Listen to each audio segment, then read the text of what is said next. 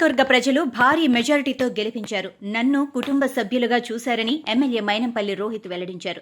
మెదక్లో అభివృద్ధి శరవేగంగా జరుగుతోందని, అభివృద్ధి కార్యక్రమాలు చేసేందుకు ఆకాంక్ష అన్నారు. డాక్టర్ బిఆర్ అంబేద్కర్, భారత్ ఖేల్ రత్న ధ్యాన్ చంద్, శివాజీ 3 చౌరస్తాను అభివృద్ధి చేస్తామన్నారు. ఏడుపాయల అమ్మవారు ఆలయం 80 లక్షలతో శాశ్వత షెడ్లు ఏర్పాటు.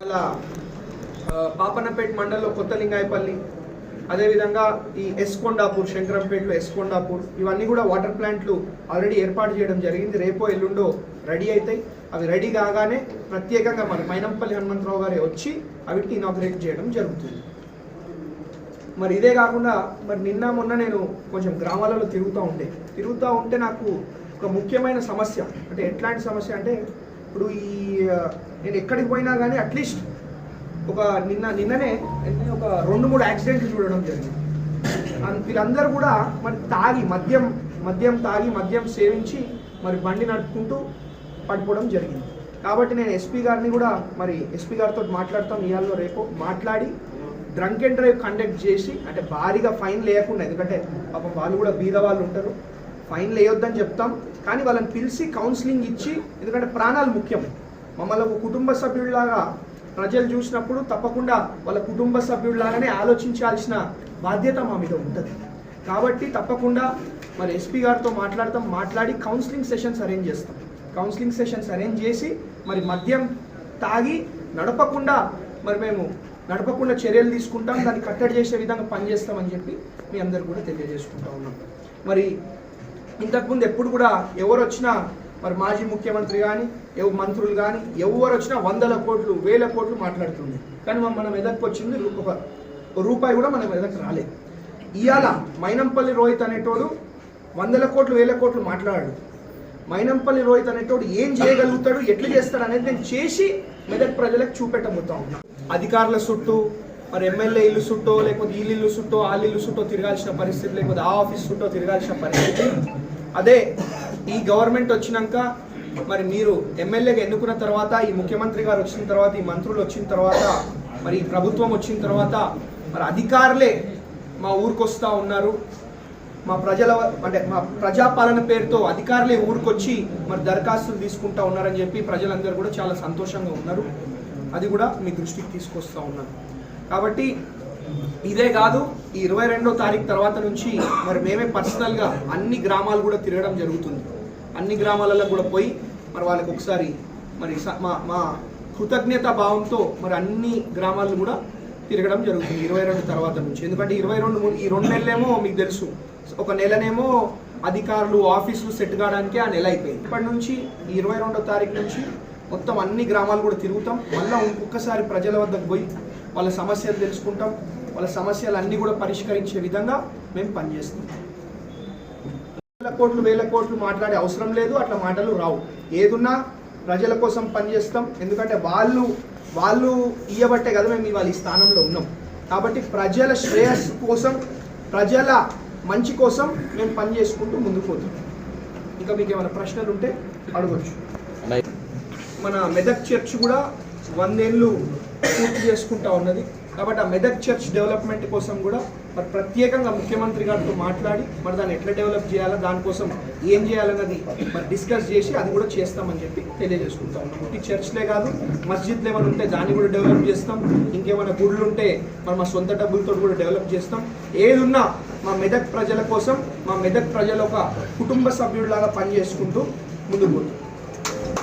అదేవిధంగా మరి ఇంతకుముందు లాగా టెంపరీ సొల్యూషన్స్ ఉండవు, ఏదున్నా పర్మనెంట్ సొల్యూషన్స్. అంటే ఇప్పుడు మనం ఏమైనా చేస్తే మన తరతరాలు, రాబోయే భవిష్యత్ తరాలు కూడా, అంటే వాళ్ళకు కూడా ఉపయోగపడే విధంగా మేము చేయబోతూ ఉన్నాం. ఇప్పుడు ఏడుపాయల గుడిలో షెడ్ కానివ్వండి, ఆ బాత్రూమ్లు కానివ్వండి, ఇవన్నీ కూడా పర్మనెంట్ స్ట్రక్చర్స్, నాట్ టెంపరీ. ఏదో ఆ డబ్బాలు తీసుకొచ్చి పెట్టేసి జాతర ద్వారా తీసేసేది ఉండదు. ఇంకా ఏదున్నా పర్మనెంట్ స్ట్రక్చర్స్ ఉంటాయి, ప్రజల కోసం ఉంటుంది. మేము ఏదైనా ప్రజల కోసం పనిచేస్తూ వాళ్ళ బెనిఫిట్ కోసం, ప్రజల ఒక మంచి కోసం మేము పనిచేసుకుంటూ ముందుకు పోతాం.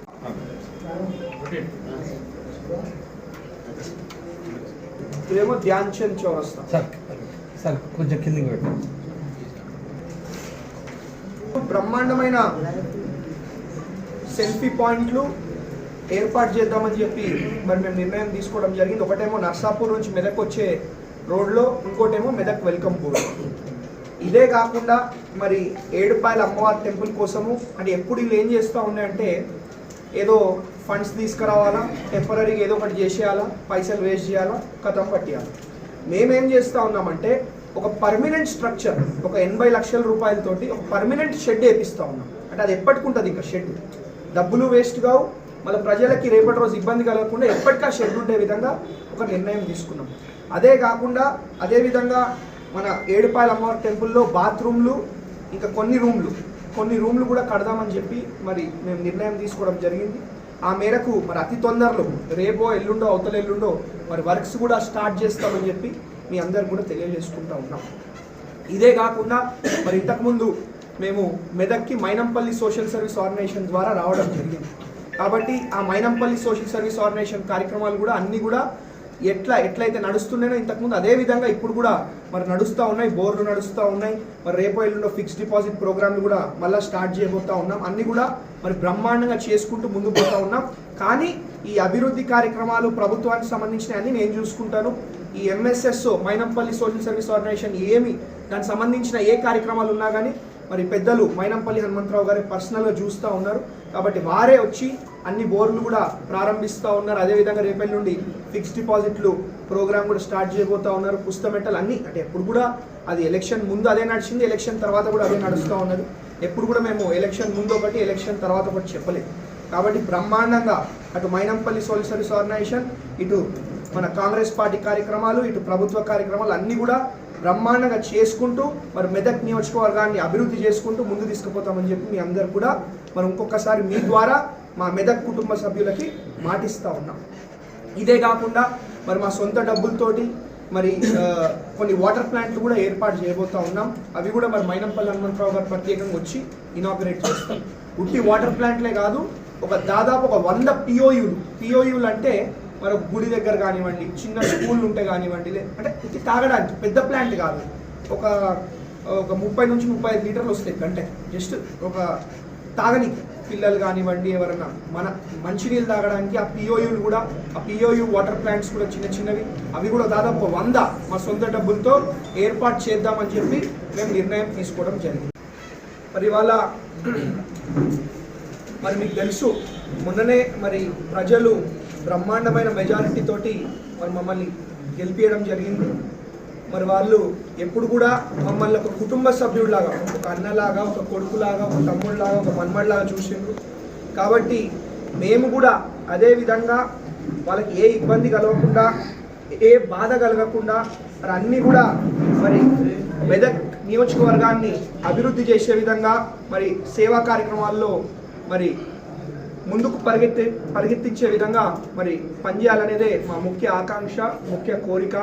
మరి దాని మేరకే మరి మన మెదక్ టౌన్లో ఉన్న 3 చౌరస్తాలను తీసుకొని మరొకటి అంబేద్కర్ చౌరస్తా, ఒకటి జ్ఞాన్చంద్ చౌరస్తా, మరి ఇంకోటి రామ్దాస్ చౌరస్తా, ఈ 3 చౌరస్తాలను కూడా బ్రహ్మాండంగా మరి బ్యూటిఫికేషన్ చేసే విధంగా మరి బ్యూటిఫికేషన్ చేయాలని చెప్పి మరి మేము నిర్ణయం తీసుకోవడం జరిగింది.